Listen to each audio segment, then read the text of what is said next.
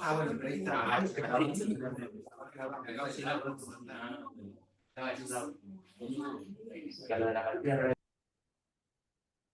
Bueno, vamos a dar inicio a la primera charla de este ciclo 2025, se llama Ciclo de Charlas de NUMPA. Estrenamos directora y codirectora del NUMPA, así que voy a dejar que presente a nuestro orador. Gracias, Leo. Bueno, en calidad de yo más bien de codirector del NUMPA, voy a presentar a Emilio, la directora del NUMPA, de este núcleo de matemática pura y aplicada, es Valeria Ramos. Aparte, estamos estrenando direcciones, digamos. Desde hace que arrancamos el año. Arrancamos así, pero después ya va a decrecer la no, bueno, es un honor tenerlo aquí presente a Emilio Lauret. Emilio Lauret es un matemático que hizo la licenciatura y su doctorado en FAMA bajo la dirección de Roberto Miatelo. Después, actualmente es profesor asociado en la Universidad Nacional del Sur y trabaja en el Instituto de Matemática ahí de Bahía Blanca, es investigador independiente del CONICET. Y bueno, ahí partido, él tiene mucha experiencia dando muy lindas charlas en congresos nacionales, como la UMA, por ejemplo, que fue la última que estuvo dando una charla en una conferencia, me parece que en el área, en la de Santaló, puede ser, era el nombre de la conferencia, creo que vi, la cuestión de geometría. Así que, bueno, y Emilio también estuvo haciendo un postdoc, hizo un postdoc con Roberto Miatelo también, y después estuvo en Alemania con una beca, creo, no me sale la pronunciación, Alexander von Humboldt. Bueno, ahí estuvo allá un año, creo, y bueno, y hoy tenemos el honor que él venga a dar nuestra charla, que se llama ¿Se puede oír la forma de un tambor? Y bueno, Emilio, bienvenido, y ojalá que nosotros te hayamos dado una cálida bienvenida con todo durante esta mañana, y ojalá que puedas pasar una linda tarde acá en esta facultad. Adelante. Si se escucha bien. Buenos días, ¿se escucha bien? Está muteada, está muteada. A ver, Marina, Erika. Se escucha perfecto. Hola, gracias. Hay mucha gente, ahí está Marina, sí, la veo. ¿Qué tal? Bueno, no tengo cámara. Vos mirás ahí, te ven perfecto. Sí, pero estoy enloquecido con esto de que yo me muevo y se mueve. Es impresionante. Sí, bueno, muchas gracias por la invitación, estoy sumamente contento, me invitó este año y me dijo que estaba la posibilidad de hacerlo virtual y presencial, y me gustó mucho más la opción presencial. Me recibieron muy bien hoy de la mañana, me estaban charlando, eso me parece que es muy importante, además de lo que puedo llegar a contar acá, que seguramente en un mes nos olvidaremos todos, incluido yo, pero el contacto social es sumamente importante, así que muchas gracias. Muchas gracias, Emilio, Valeria, por todo. Bueno, empezamos con la charla. Y el primer objetivo, ya no está cliqueado PDF. Ahora sí. El primer objetivo es entender qué significa esta pregunta. Ahí se puede oír la forma de un tambor. Una pregunta que parece un chiste, ¿no? Digo, ¿cómo oír la forma? Digo, la forma se pueden observar, ver, tocar incluso, pero oír no se entiende del todo, parece un chiste. Y ese es el primer objetivo, el objetivo principal, de hecho, de la charla. Entonces, ok, cuando decimos tambor, esa palabra sí la conocemos, tambor. Acá tenemos un tambor. Era este, perdón. Acá tenemos nuestra versión argentina, el bombo, el tambor. Ahora, la definición de tambor que vamos a usar es un poco más general, porque todos los tambores que conocemos son circulares, ¿no? Entonces, pido que abramos nuestra cabeza y que tengan cualquier forma los tambores. Entonces, ¿qué es un tambor? Bueno, hay alguna cierta forma, una cierta membrana, digámosle, que puede tener agujeros, puede tener lo que sea, y lo sujetamos en ese borde, igual que los tambores. Uno hace sonar y en el borde se mantiene la membrana fija, pero todo el resto se mueve y de distintas maneras, dependiendo del lugar. ¿Okay? Entonces pensemos los tambores con alguna forma cualquiera, arbitraria, y que tenga una membrana ajustada en el borde. Todos los bordes. Si llegamos, si se nos ocurre, por ejemplo, hacer... ¿Qué me van a ver? Bueno, tampoco es tan importante, pero podemos hacer así. Este sea nuestro tambor. ¿Está bien? Haberle hecho dos agujeros y el borde será todo eso y también los interiores. Entonces, en cada borde la sujetamos a la fibra. ¿Ok? Entonces, estas son las únicas imágenes que encontré en internet hace varios años, podría buscar de vuelta, de tambores no circulares. ¿Ok? Pero, insisto, nosotros somos matemáticos y nos gusta realizar todo, hacer todo abstracto, entonces puede tener cualquier forma. Después hablamos de las condiciones, que también así somos los matemáticos. Las condiciones de regularidad, de si es suave, de si es poligonal. Después hablamos de eso, pero pensemos así, sin muchas condiciones en el borde. Y entonces, ¿qué significa? Tengo el machetito ahí abajo. ¿Cuál es la pregunta esta? Bueno, la pregunta sería como sigue. La pregunta es como sigue. Supónganse que yo le tapo los ojos. Tapo los ojos, les traigo un tambor de alguna forma y se los hago sonar. Se los hago sonar. Y acá tenemos que ser muy relajado con las condiciones, y cuando yo les digo, si los hago sonar, les hago escuchar cómo suena el tambor resulta que tiene cierta frecuencia, ya vamos a hablar de qué matemáticamente qué significan, pero cuando uno lo hace sonar es como que es una combinación de frecuencias, y lo que yo les digo cuando ustedes lo escuchan el tambor es que les hago escuchar de alguna manera, que quizás es imposible en la realidad, hacerles escuchar todas las frecuencias que tiene el tambor. ¿Bien? Debe escuchar. Supónganse que tenemos un oído impresionante y yo sé tocarlo exactamente para que escuchen todas las frecuencias. Entonces la pregunta es, yo les tapé los ojos, les hice sonar el tambor de todas las maneras posibles. Entonces ustedes, habiendo solo escuchado el tambor, ¿me pueden decir qué forma tiene? ¿Me pueden decir algo? Quizás me pueden decir, es grande, chico. Pueden decir, le escuché un agujero, o le escuché en el borde, le escuché una singularidad, un puntito que no es suave, o le escuché, no sé, algo. ¿Pueden escuchar algo? Esa sería la pregunta.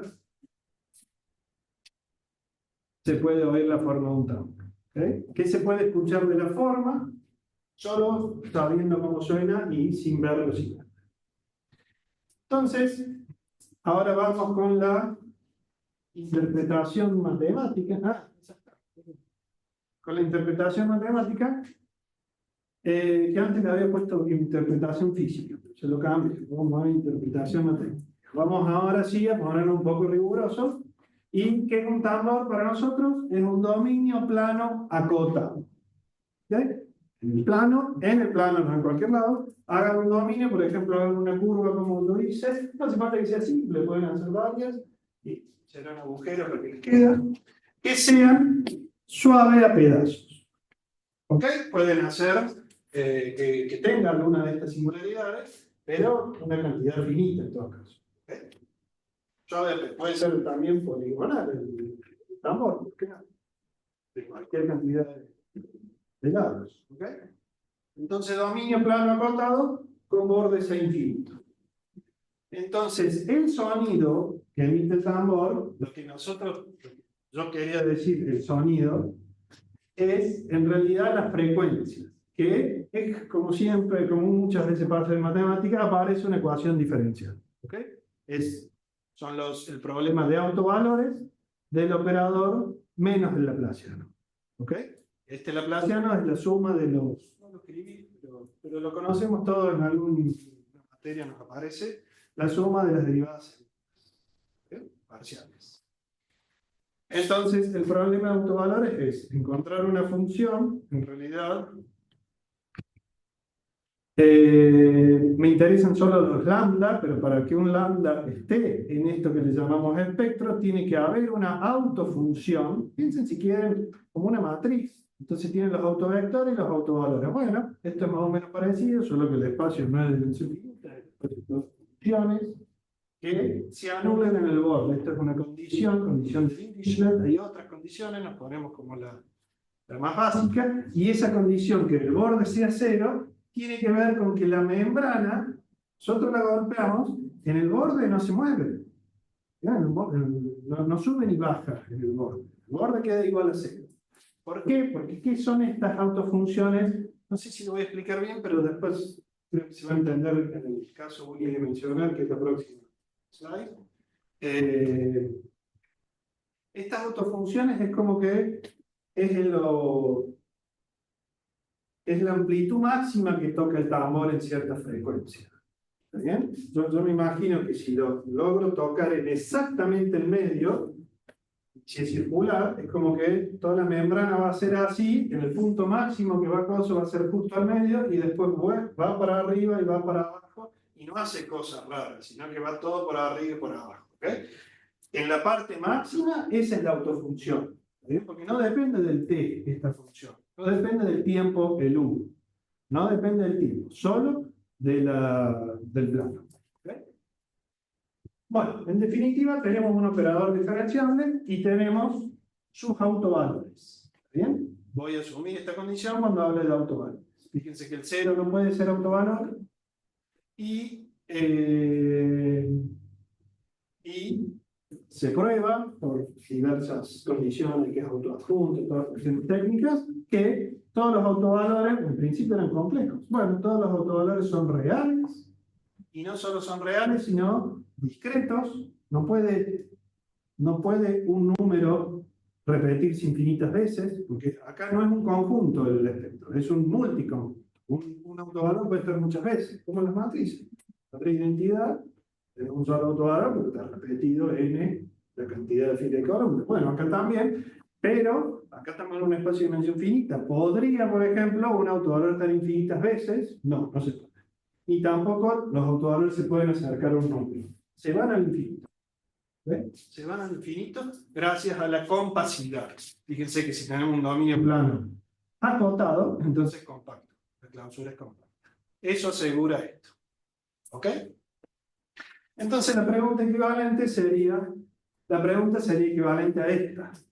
Esto de poder escuchar. O sea, matemáticamente, ¿qué sería? Yo te doy el espectro, te doy estos numeritos, solo los numeritos, no las autofunciones, solo los numeritos lambda 1 y lambda 2, que son los autovalores. Te doy los numeritos, vos me podés decir qué forma tiene el tambor.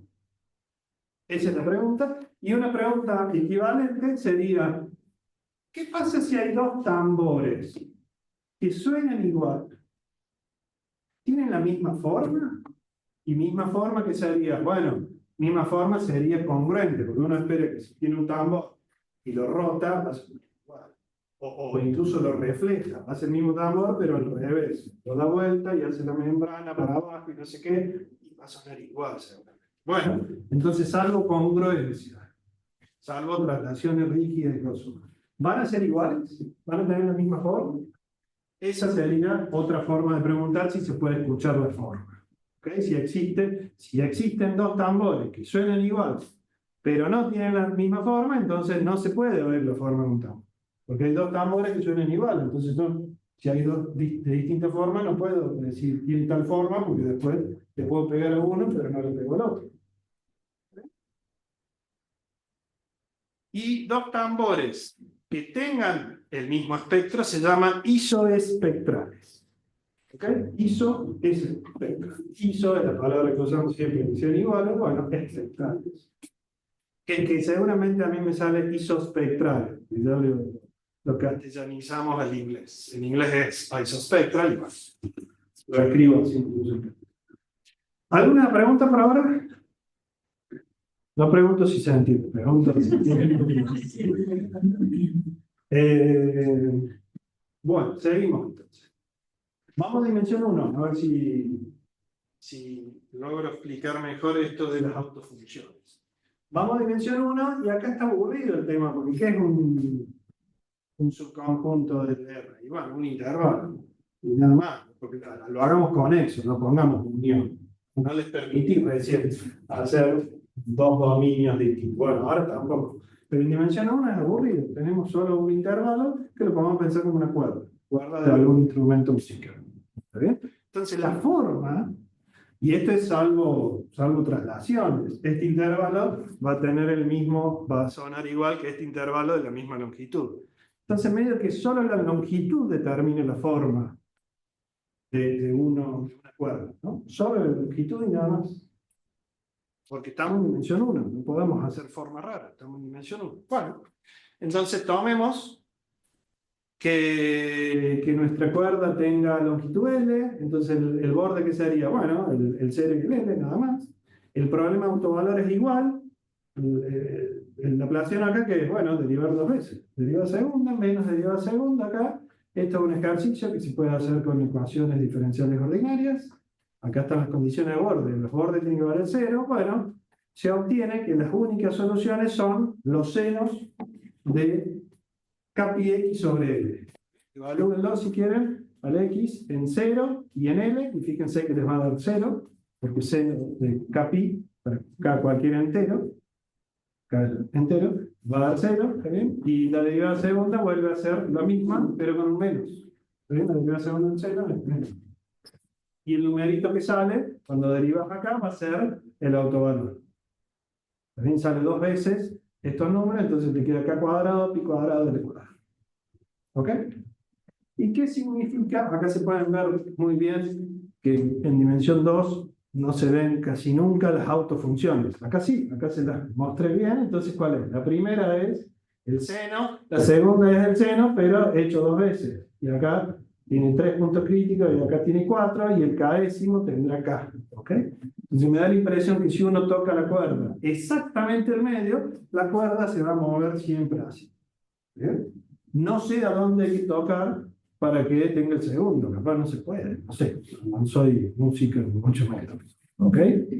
Pero entonces lo que estoy asumiendo es que, supongamos que yo logro hacerles tocar el tambor o la cuerda, lo que sea, para que ustedes sepan todas las frecuencias. No las autofunciones, solo los numéricos. Solo los numéricos. ¿Ok? Y fíjense que entonces esta autofunción es la amplitud máxima que llega, porque la cuerda hace así cuando el tiempo se mueve, pero la amplitud máxima es la autofunción. ¿Ok? Bueno, ¿qué pasa? ¿Se puede oír la longitud de una cuerda? ¿La forma de una cuerda? Dimensión 1. ¿Se puede? Sí, fíjense. ¿Qué nos dio el espectro? Estos autovalores. Este es k igual a 1, k igual a 2, k igual a 3. Bueno, ¿cuál es el primer autovalor? Le digo primero al menor de ellos. Recuerden que eran todos positivos y uno es el más chico, que no se puede, no tienen punto de acumulación, nada. Bueno, el más chico es pi cuadrado sobre l cuadrado. Bueno, nosotros sabemos cuánto vale pi cuadrado, entonces al primer autovalor lo podemos dividir por pi cuadrado y le podemos tomar recíproco, le tomamos raíz cuadrada y nos da l. O sea, sabiendo el primer autovalor nomás, no me hacía falta saber cómo sonaba toda la cuerda, sino la primera frecuencia, o cualquiera, de hecho. Dame cualquier frecuencia, dame la késima frecuencia, ¿qué significa? Dame la késima frecuencia y yo sé cuál es el L. Entonces acá sí se puede oír la forma de una cuerda, sí se puede oír la longitud de una cuerda. ¿Okay? Solo estamos sacando las hipótesis de los materiales, de la cuerda, del tambor, de todo eso.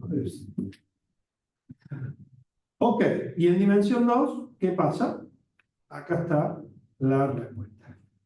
No se puede oír la forma de un tambor. Lo que sí acabamos de mostrar, que se puede oír la forma de una cuerda en dimensión 1, no se puede oír. Acá están dos tambores. No creo que hayan visto alguna vez un tambor con esas formas, pero en principio, si uno los construye, van a tener las mismas frecuencias. Y no quiere decir que si uno los toque van a sonar igual, porque el sonido hasta depende de dónde estás vos. ¿No? Pero bueno, haciendo todas estas cosas físicas, asumiendo esas cosas como un modelo, estos dos tambores suenan igual. ¿Ok? Esos dos tambores, miren, acá escribí isospectral en castellano sin la E, isoespectral. Esto en el 92 lo compraron Carolyn Gordon y David Webb, ellos son esposos y son de la foto, me han ido muchas veces a Argentina, especialmente Córdoba, y Scott Wolper, construyeron estos dos. ¿Okay? Y déjenme ver, ya me fui, déjenme decir algunas cositas más. ¿Y qué empezamos? Las 12. Bueno, más. Después me voy a ir a otras cosas más generales. Así que les tengo acá y si tienen alguna pregunta de los tambores me la hacen ahora porque después paso. Sí se pueden escuchar algunas cosas. O sea, no se puede escuchar toda la forma. Todo el tambor no puede saber. Pero sí se pueden saber algunas cosas. No hablo en esta charla de cómo, pero sí se puede. Por ejemplo, el área. En principio, yo te tapo los ojos. Si vos tenés el oído de Charlie García, me podés decir el área del tambor. ¿Ok? Y fíjense que efectivamente estos dos tambores que suenan igual tienen la misma área. ¿No? Tienen permiso, cuadrado de área 1 más 1, y estos dos forman 1, tienen 3,5. Y este también, 1, 2, 3,5. ¿Está bien? No solo eso, también podés escuchar la longitud del borde. ¿Okay? Es algo suave, entonces lo podés medir. Fíjense, mide lo mismo. 1, 2, 3. 3 más raíz de 2. Bueno, se hace la cuenta, mide lo mismo. El borde mide lo mismo. Y otra cosa que podés medir, que podés escuchar, perdón, es cuántos agujeros tiene. Nunca vas a encontrar un tambor con un agujero que suene igual a un tambor con ningún agujero. Estos dos, ninguno tiene. Hasta donde yo sé, no se conocen ejemplos de tambores con agujeros. Pero sí se puede oír eso. Pruebas matemáticas. Hay algo notable, pero no hice el énfasis en esta charla. Sí la hice en la que dio la UMA. Es cómo, con qué herramientas, porque el problema de los tambores es re difícil trabajar con tambores. Yo no trabajo con tambores. Como estoy presentando mi área en algo que no hago, pero es mucho análisis. Mucho análisis. ¿Bien? Yo no soy analista, soy mucho más geómetra. Entonces, es mucho análisis y la idea que yo tengo, quizás es incorrecta, pero yo te doy un dominio, incluso lindo. Incluso te doy un triángulo escaleno, o sea, no sea demasiado lindo, no sea equilátero ni isósceles. Yo te doy un triángulo escaleno y ya no se pueden calcular los autovalores. Ya no podés saber cuál es el efecto. Ya no podés calcular las autofunciones, no podés calcular no podés resolver la ecuación diferencial. Menos si te hago algo así. Digo, menos podés aproximarlo, no sé, podés hacer cosas, pero con exactitud no vas a lograr saber. Entonces, re difícil y todavía están intentando probar cosas que son media obvias, capaz que es. Sí se sabe que el círculo no puede ser isospectral a ninguna otra cosa. El tambor circular no puede sonar igual a otro tambor. Es muy especial. Y ahora están probando las elipses muy parecidas a un círculo. Ese es el gran resultado de esta área de... Está vibrando.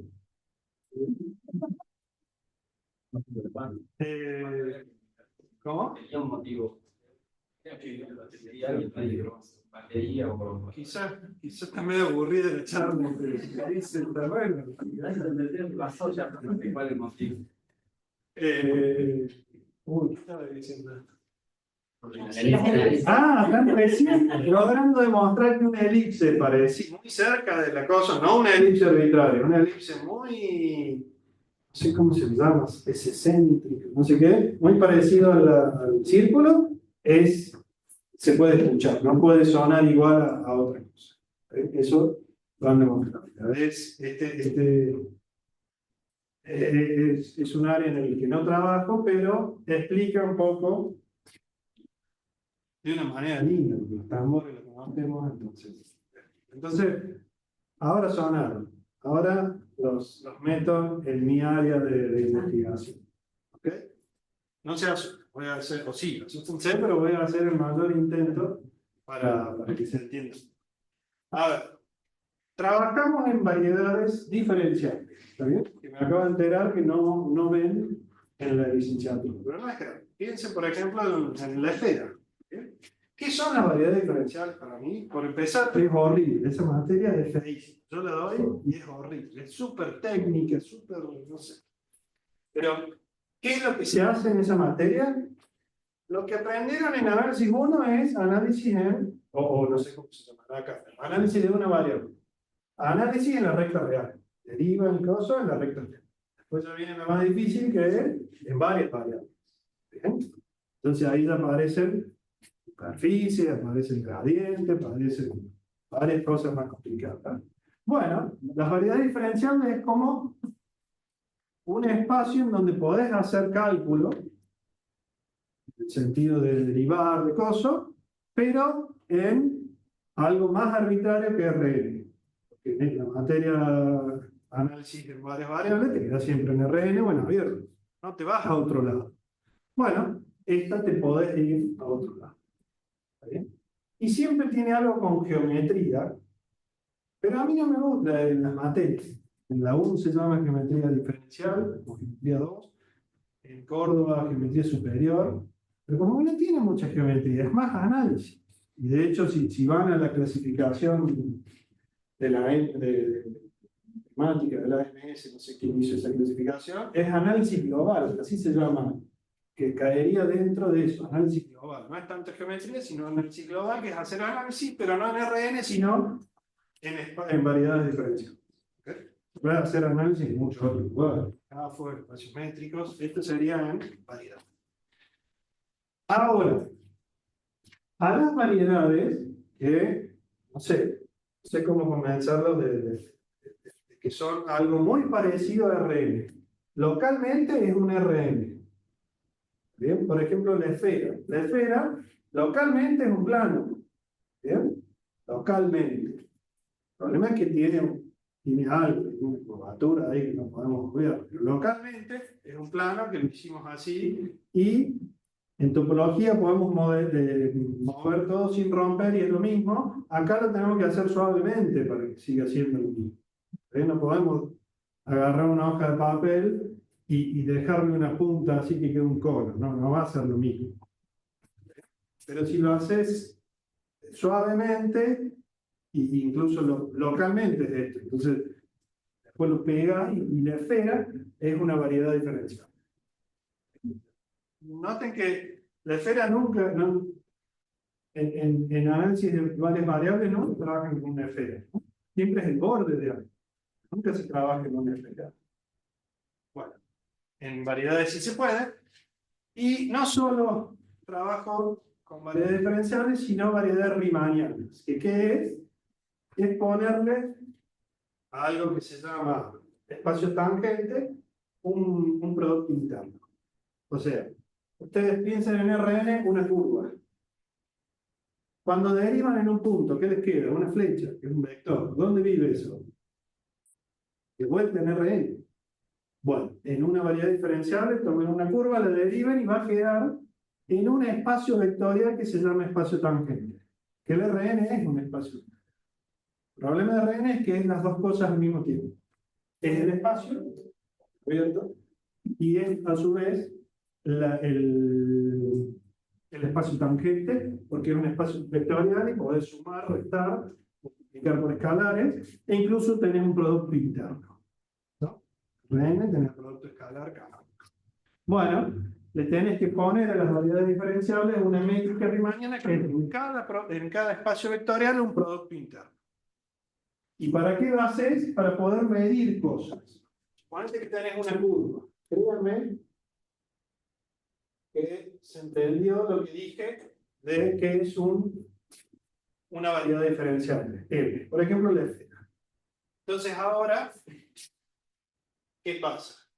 Este elemento vive en un espacio vectorial con producto interno porque le pusimos una métrica riemanniana. Ah, pero si esto vive en un espacio vectorial con producto interno, puedo hacer producto interno con sí mismo, tomar la raíz cuadrada y es la norma. ¿Y cómo hacíamos en la geometría que sí tienen, que me dijeron que sí tienen, que es la geometría de curvas y superficie en R3? ¿Cómo hacían para calcular una distancia? Agarraban la curva de una curva, de un camino. Lo derivaban, tomaban la norma y le hacían la integral en esto. Y esto es una integral de análisis 1, porque esto es un número. ¿Un número integral? Bueno, esa es la longitud de la curva. ¿Está bien? La longitud del camino ese que quedó marcado por la curva. Entonces, gracias a esa métrica riemanniana, que no se ve en las materias de variedad diferencial, como iniciativa, especialidad, podés medir curvas. Y ahí sí yo le veo una linda noción de geometría. Empezás a tener curvas, entonces si tenés curvas ya tenés distancia. ¿Cuál es la distancia entre dos puntos? La longitud mínima de las curvas que unen este punto con este punto. Y ya tenés distancia, y ya tenés incluso, es más difícil, pero tenés nociones de curvatura.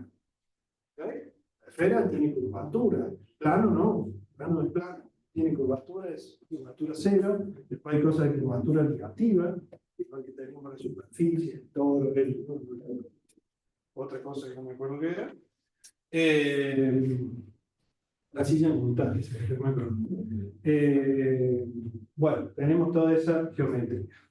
Entonces ese fue el curso súper rápido de geometría. Créanme que cada uno de estos objetos que les llamamos variedad riemanniana, que le asumimos compacto, eso es algo topológico, que sea cerradito, no se vaya a ningún lado. Por ejemplo, la esfera. Ah, y no tiene borde. No tiene borde. ¿Cómo no tiene borde? Por ejemplo, todos los dominios estos tenían borde. Bueno, pero la esfera no tiene borde. Si toman un dominio, un abierto dentro de Rn, va a tener algún borde en algún lado. ¿Eh? Bueno, en las variedades diferenciales podés hacer cosas sin borde, por ejemplo, la esfera no tiene borde, no en ningún lado del lado de afuera, todo es interior. ¿Okay? No te podés ir de la esfera.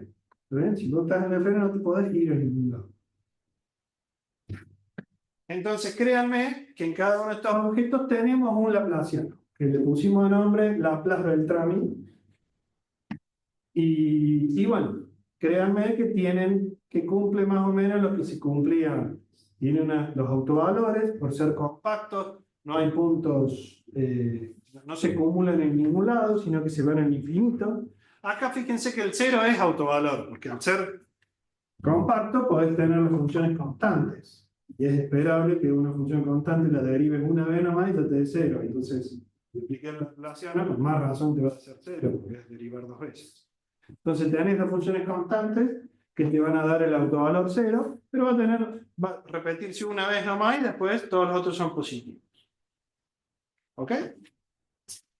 Entonces, la pregunta que traemos de los tambores a este mundo abstracto de la geometría riemanniana es si se puede, en qué medida el espectro te determina algo de la geometría. Que ahora hay mucho de qué pensar de geometría. En dimensión 2 estamos como agotados. En los agujeros, la longitud del borde. Bueno, acá vamos a hablar de curvatura, de diámetro, también lo podemos hacer, de muchas otras cosas. Entonces, eso es lo que pregunta en general lo que estudia la geometría espectral inversa, que es el área donde trabajo. Y bueno, al igual que acá, ¿se acuerdan que habíamos dicho que el área se podía oír? Bueno, el volumen en general se puede oír. El espectro te determina el volumen. Acá. También te determina la dimensión. Acá no lo hicimos porque la dimensión era 2. Claro. No había otra cosa. Bueno, acá algo de dimensión 3 no puede sonar como algo de dimensión 4. ¿Bien? No era difícil imaginarse un tambor de forma diferente. Ahora imagínense que una variedad riemanniana suene de alguna manera. Bueno, pero seguimos usando el mismo léxico de suenan igual, o cosas audibles. Cosas audibles son cosas determinadas por el espectro.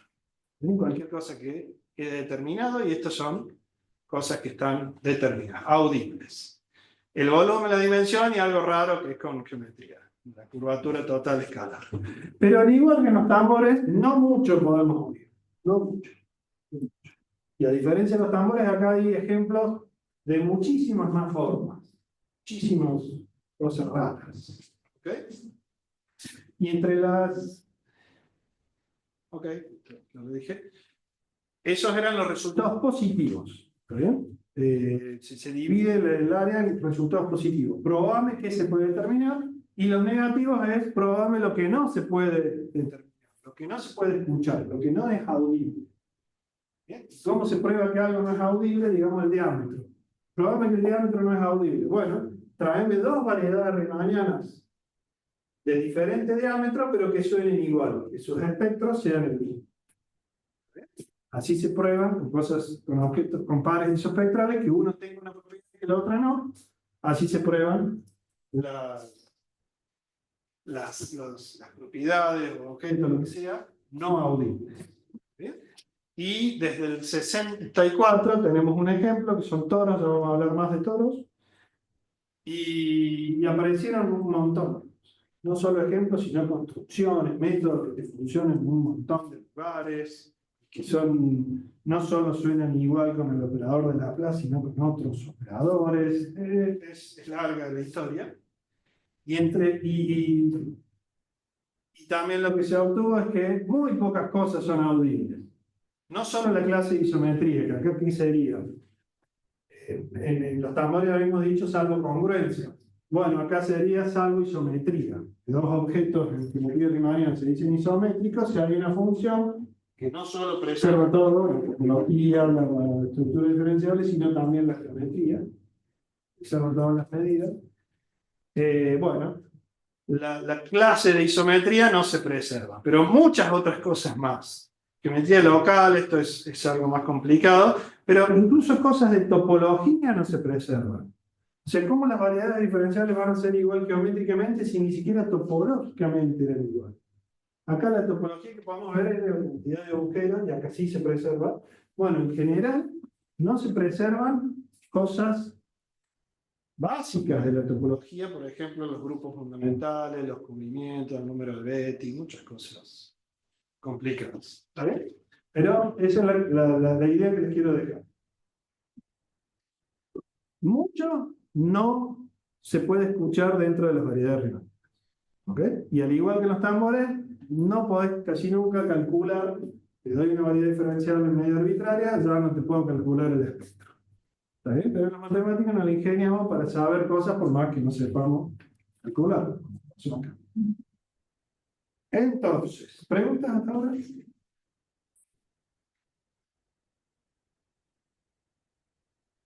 Pasemos a un ejemplito. Vamos al RN, que lo queremos mucho desde análisis 1. No, análisis 2 sería, el de varias variables.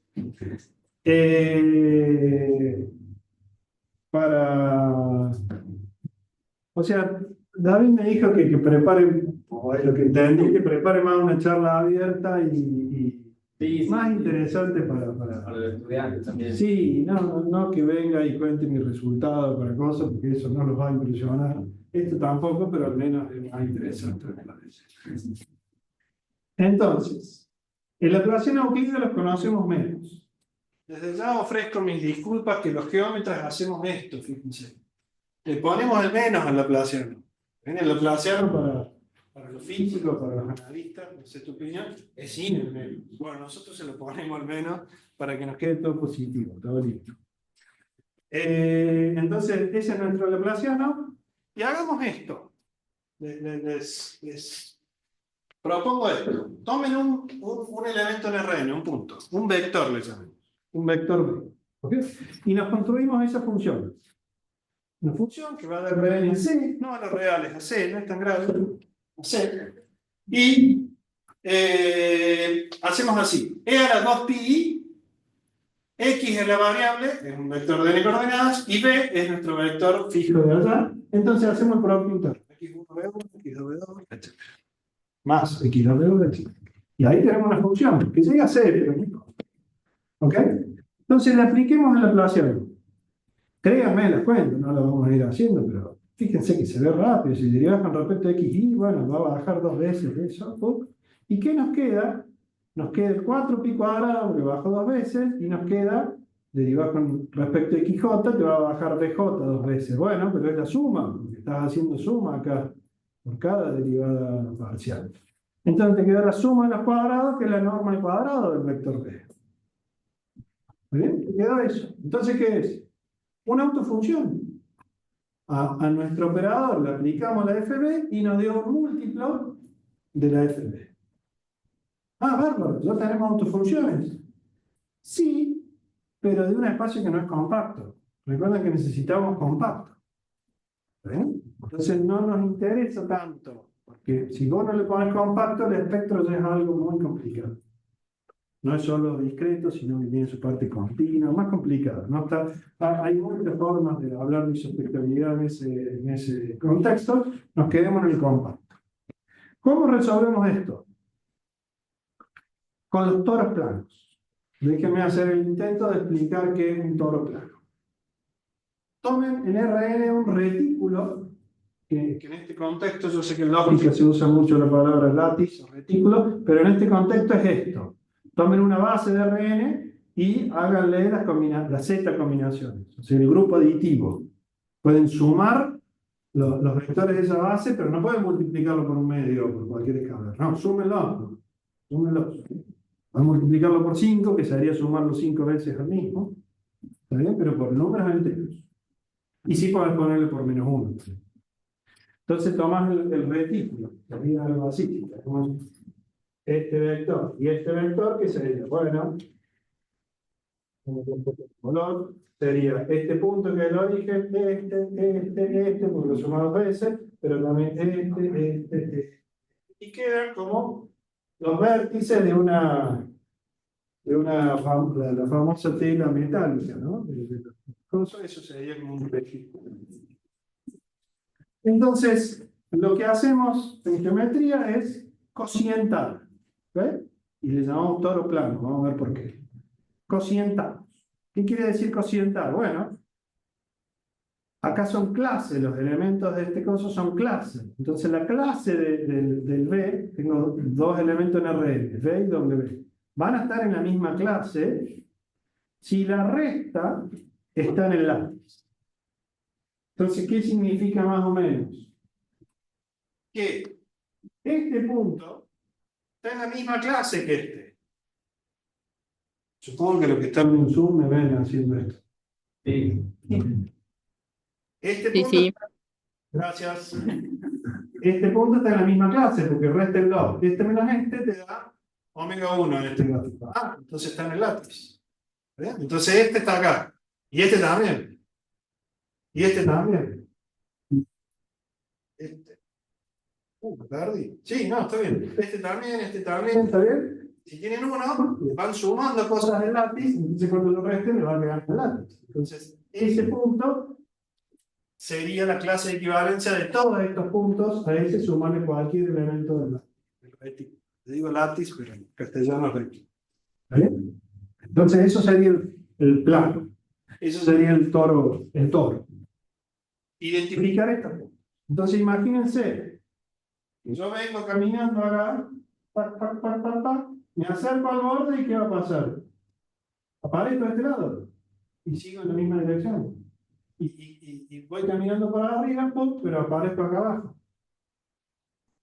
¿Bien? Entonces,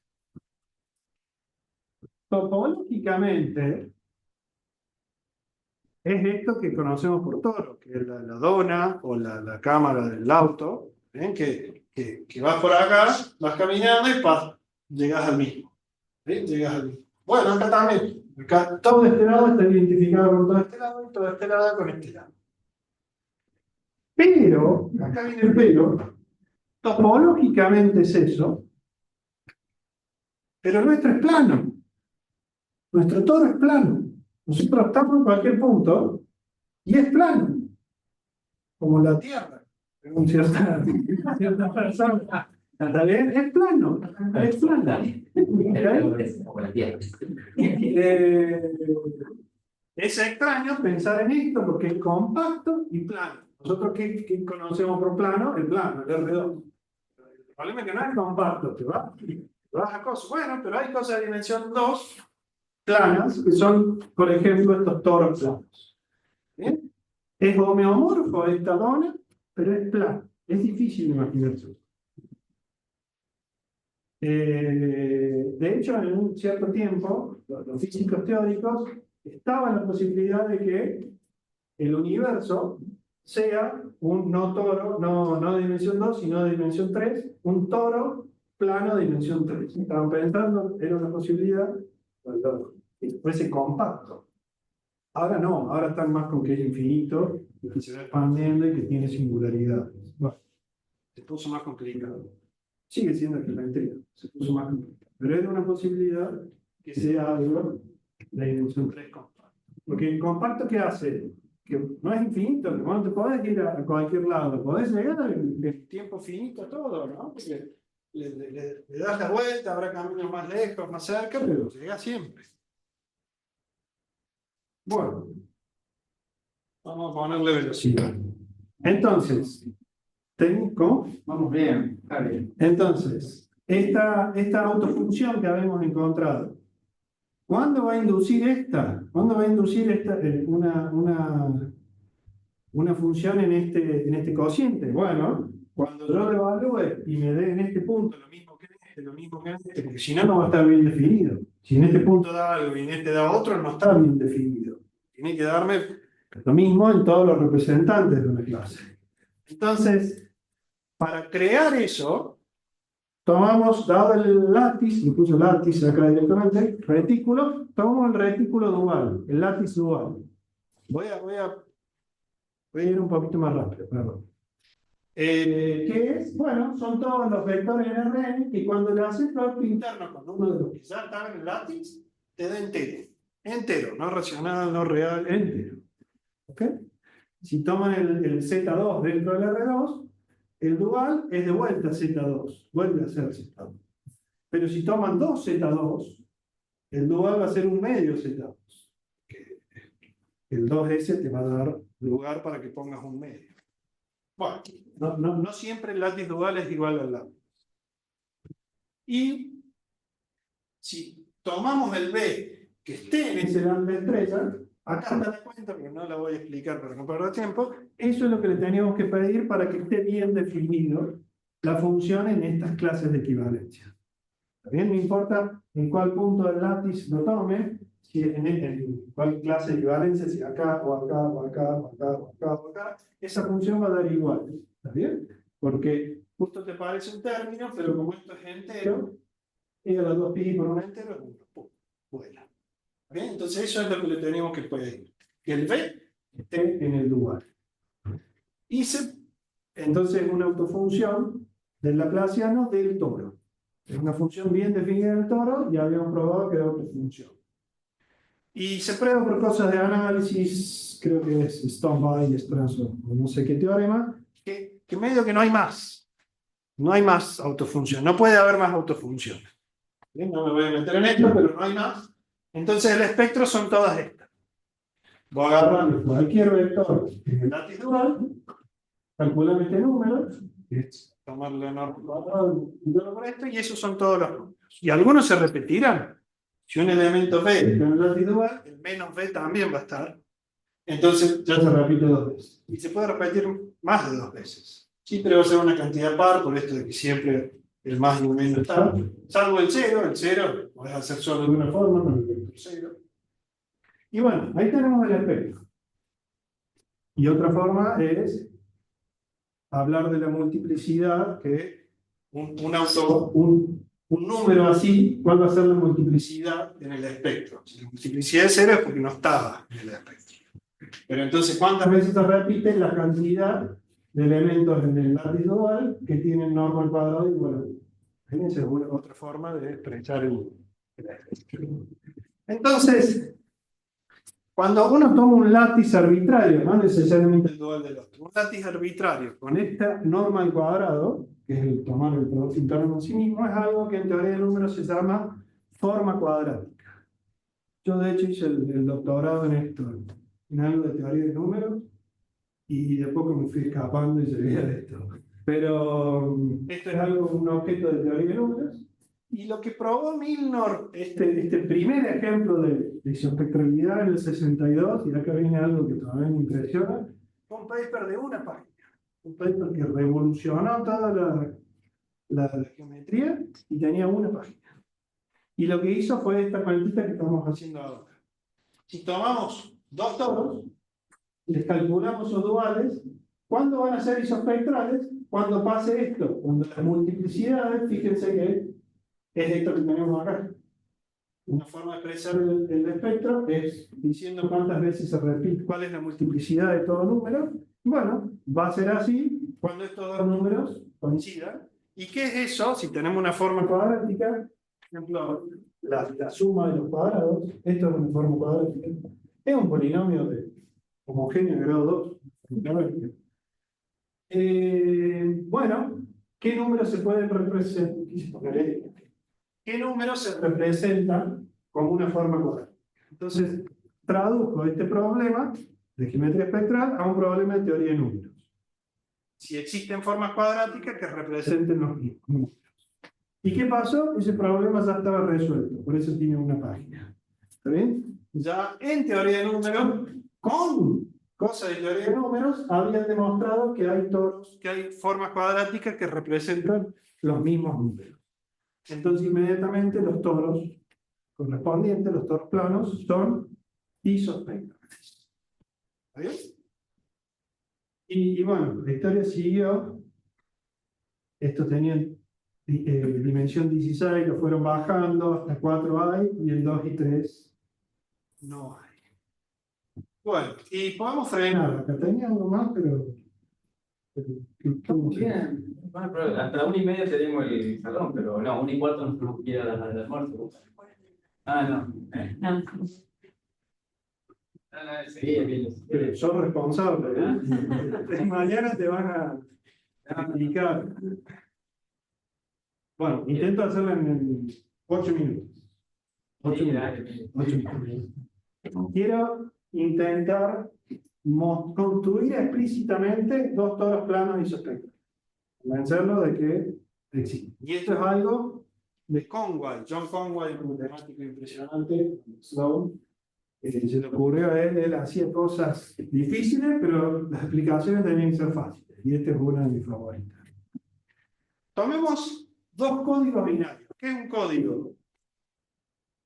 Tomen un cuerpo, pero que sea finito.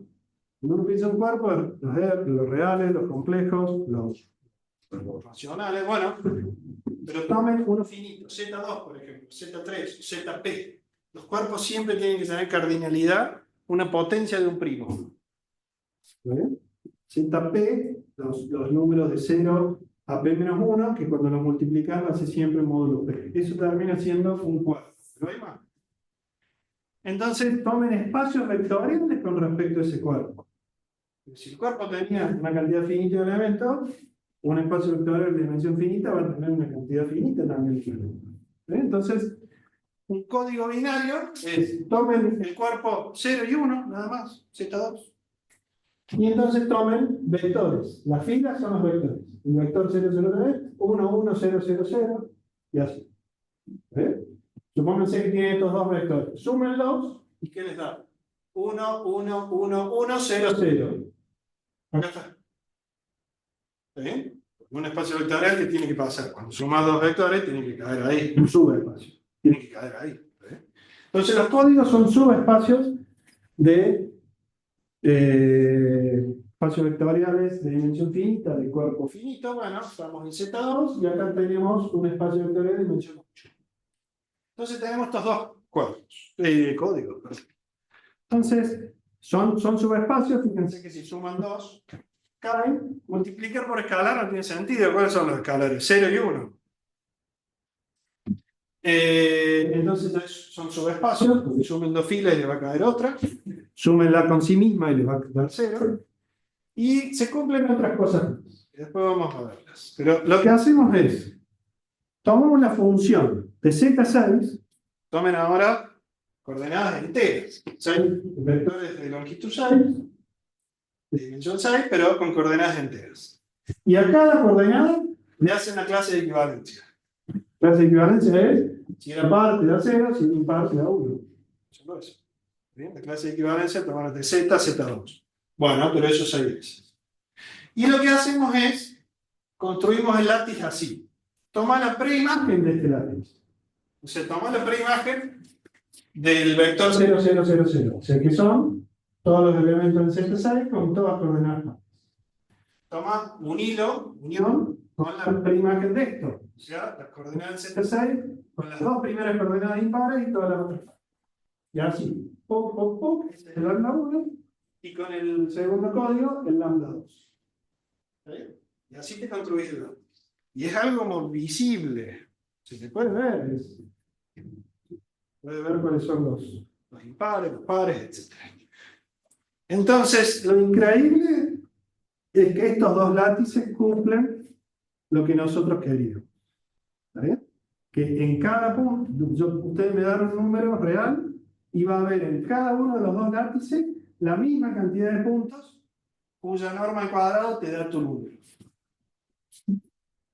Va a haber la misma cantidad de puntos de látices cuya longitud sea ese número que te digo. No hablemos de norma al cuadrado, hablemos de norma. ¿Está bien? ¿Y cómo lo vemos a eso? Bueno, pensemos en la preimagen de la primera fila. Fíjense que tiene la misma cantidad de ceros. Tiene 4 ceros, 4 ceros. En cualquier fila le va a pasar lo mismo. No, ningún 0, 2 0, 2 0, etc. Lo tomemos de la segunda fila. Porque en la primera es el mismo. La preimagen de esto es el mismo que la preimagen de esto. Ahí obviamente, cualquier punto que tomes va a ser igual. Pero de la segunda, ¿qué va a pasar? Bueno, alguien en el primer látiz va a querer decir que estos dos son impares y todos los otros. Bueno, hacerle la permutación de la segunda y tercera columna y te va a caer en la preimagen de este. Porque ahora este era par, no, impar, pero que lo necesitaba y este era par. ¿Ve? Entonces, como tenés una biyección, no lo hagas solo con la segunda fila, hacelo con todas y vas a tener una biyección que obviamente te preserva longitud, porque este vector tiene la misma longitud que este. Sí, si solo le permutaste dos columnas, obviamente cuando le calcules la dimensión, cuando le hagas la suma de los cuadrados, no importa si sumaste así o así. Entonces esos dos te dan que son isospectrales. Y después un poco más difícil, cómo probar que son realmente distintos, que son equivalentes, que no son isométricos, que tienen distinta forma los toros. Bueno, es una proyecta más compleja, pero fíjense que estas tres primeras filas son bases de este código. Pero estas tres no. Si suman la segunda con la tercera, te da la cuarta. Entonces esto no es base. Pero esto sí. Como que con esa ideita demuestran que eso era lo más difícil. La isospectralidad no fue tan difícil, y eso fue bastante difícil, y es lo que dice el verde. Y eso es otro ejemplo, uno de los tantos que hay, no solo, pero en dimensión 6 que se explica mucho más así. Bueno, y eso, 6 minutos. De 8 y fueron 6. Eso, no, chao. No, este era por la. Listo, muchas gracias.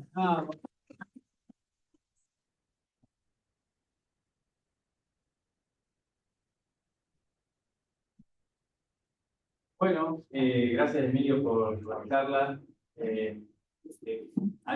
Empezamos con los que están conectados, pues no veo ahora si alguno se fue o está, pero si alguien que está conectado quiere preguntar algo, puede hacerlo ahora o calle para siempre. Está Erika, Luz, Albina, Marina. Si alguien tiene que llevar alguna duda de algo. María Luz, la conozco por mail. Por mail, ¿viste? Sí, me dijo que estaba cocinando, no voy a poner la cámara. Bueno, yo solo agradecer, muy linda la charla y bueno, para intercambio será en otra oportunidad, por ahora no tengo nada para preguntar. Muchas gracias. Venga, Mari, gracias. Bueno, Erika, ¿alguna pregunta? No, no, no. Hermosa la charla, la verdad que es súper interesante. Me gustó mucho. Bueno, gracias, Yeri. Bueno, Gracias. buenísimo. Entonces, ahora sí, abrimos si alguien quiere preguntar algo de los estudiantes, porque Emilio pensó sobre fundamentalmente en los chicos más en la licenciatura y el profesorado, por eso trató de armar algo que yo le decía también para los estudiantes, trató de hacer una cuenta y mostrar y todo eso. O sea que pueden preguntar aunque no tengan, no piensen que sea una pregunta y que no encajan ni nada, que me hagan cualquier duda que les quedó o que le haya parecido familiar, eso lo dimos en tal lugar o lo conecto con esto, bueno, y después el resto. ¿Ya? Pensé especialmente en la gente joven. Somos todos, pero fundamentalmente las estudiantes.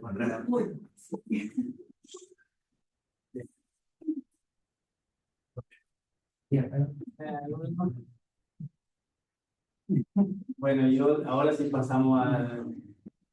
Bueno, alguien tiene que preguntar, ¿eh? Y después, no, a partir del retículo uno construye el espectro, ¿no? Sí.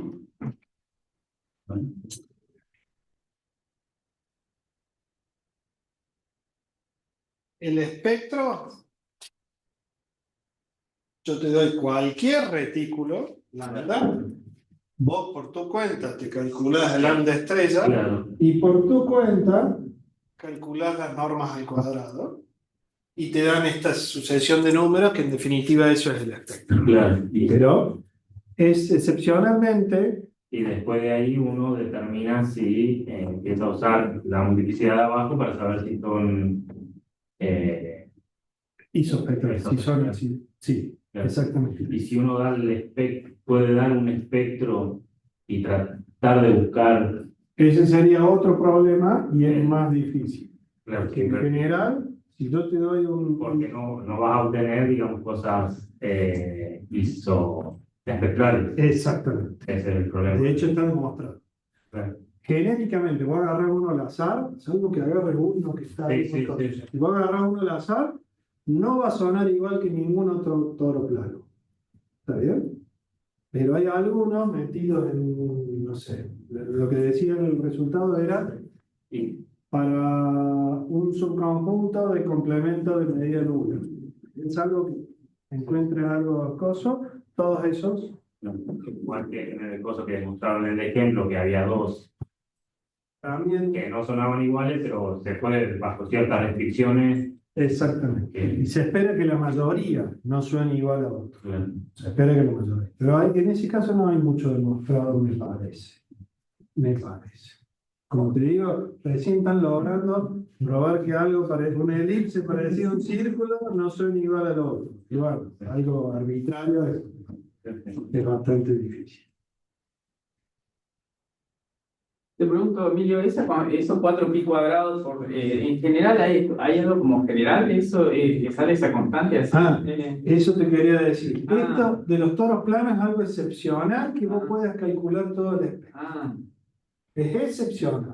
Sí. Pero a mí particularmente me gusta trabajar en lugares donde puedas calcular exactamente todo el espectro. No te podés ir a cosas muy arbitrarias. Sí. Pero los toros planos son uno. Hay algo que generaliza esto, que son variedades compactas planas. Gente de Córdoba sabe mucho de esto. Y yo trabajo en otras cosas que son los cocientes de las esferas.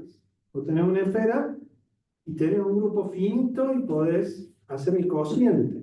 Entonces te van a quedar cosas medio raras, difíciles de visualizar, pero a esas sí les podés calcular el espectro. Pero no te podés ir muy lejos, que ya perdiste saber el conocer. Y yo te iba a preguntar, ahí veo que la demostración es que de una página mencionaste como usó algo de teoría de números. Sí.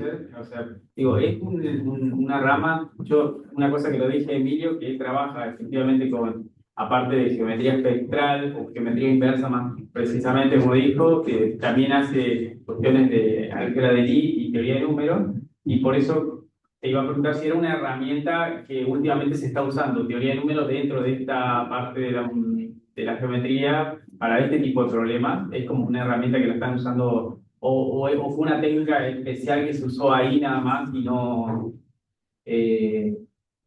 la siguen usando, o son propias de la geometría, las técnicas. Para este problema fue esta técnica que fue una casualidad y el problema se hizo famoso dentro de teoría de números, pero no tanto dentro de geometría, de hecho. Pero es como que el área está lleno de técnicas que vienen de otras cosas. De hecho, el método más famoso, que se llama el método Tsunada para construir cosas isospectrales, viene de la teoría de grupos. Teoría de grupos que son grupos, cosas que se llaman grupos casi conjugados. No son, hay un grupo grande, dos subgrupos que son casi conjugados, que hay una bisección que preserva la clase, pero no son conjugados. Y eso es algo. Claro, y por último te pregunto, el operador laplaciano, el que digamos, es más familiar para todos nosotros, es como el que se acomoda mejor a este tipo de problemas también, o puedes usarse otro tipo de Se puede usar, o sea, sí, se acomoda bien dar una muchísimo vuelta, lugar. Apenas plantea una ecuación, casi siempre te parece la ecuación, la de onda, la de calor.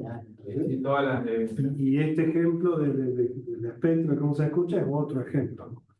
Ahora, efectivamente se puede trabajar, me gusta trabajar en abstracto, no nos importa cómo se escucha una forma, una variedad riemanniana, trabajamos en abstracto, efectivamente se puede cambiar la Laplaciana por otro. Y por ejemplo, el método de Tsunada que te dije recién te da isospectralidad, no solo con respecto al laplaciano, sino con respecto a cualquier operador natural. Es difícil definirlo, pero con respecto a muchos otros operadores. Y la limitación de la suavidad que la dijiste muchas veces, eso hay cosas que donde no son suaves cuando... No sé mucho de eso, pero escuché que ahí pasa cualquier cosa.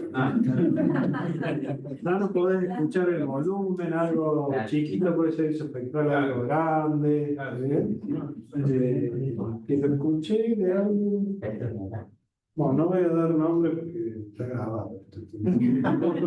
Quedó mal. Pero sí, alguien de Buenos Aires estudió un poco de eso y pasa cualquier cosa. La suavidad a trozo es lo más. Es lo más. Es difícil tener espectros, Sí. porque tenés cotas. Imagínate si el ponés comportamiento asintótico, ¿no? Sí, es difícil tenerlo. Tenerlo completo. Yo te iba a preguntar vos en la parte de NR, Sí. en un intervalo, que es el problema ahora maqueta, hace 15 años era un boom, pero ahora es más maqueta. Ya hay resultados que te dicen de qué está hecha la cuerda. Ah, mirá vos. Eso en RN, para mí está re lejos, pero en R2 ¿sabes si hay algo? No tengo la El menor material. idea. No tengo la menor idea. No, es muy puro el conocimiento. Inmediatamente paso a la interpretación matemática y me quedo ahí para siempre. Es como Claro, que claro, no porque vuelvo atrás. si no tenés el espectro, concreto, digamos, y tenés, no sé, los ceros de la función. Ahí podés conocer la información del espectro con los nodos. Pero eso es más. Conocer los Sí, por eso. cero Mucho grosso es más. mucho más. Sí, probablemente. De ahí se puede sacar la información del material, por ejemplo, Probablemente. una viga o una Sí. cuerda o lo que sea. Sí. Quería saber si había visto algo en R2. Debe haber, yo no lo O conozco. sea, cómo es la membrana, digamos que uno hace, ponen un sin agujero, Sí, estoy un de borde acuerdo. suave. Es muy- Claro, yo cuando dijiste vos de que los analistas trabajan muchos temas también, claro, porque... Y bien, Yo dije que los que trabajan son analistas. Sí. Claro, porque cuando pones la cuerda, uno ya se imagina Fourier moviéndose, la frecuencia y todo eso, qué sé yo, las técnicas. Por eso te preguntaba,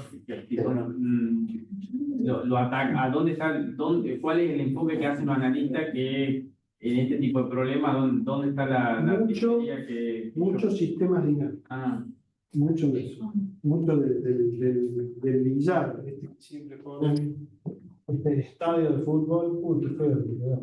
Pero hablan de esto de hacer así, cómo rebota esto y si se arman geodésicas, si en algún momento se cierra esto, entonces es cíclico, ¿no?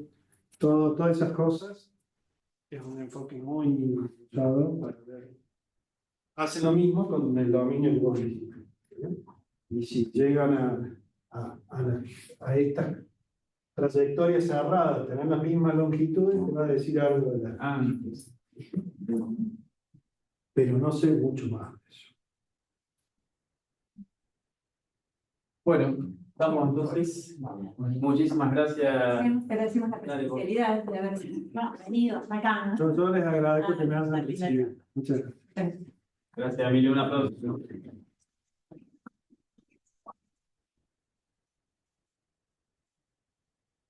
Bueno, damos por finalizar la charla. Gracias a la gente que se conectó un rato, Eli, Calvina, Nina, Luz. Gracias. Hasta pronto. Ahí está. Gracias, Emilio. Gracias.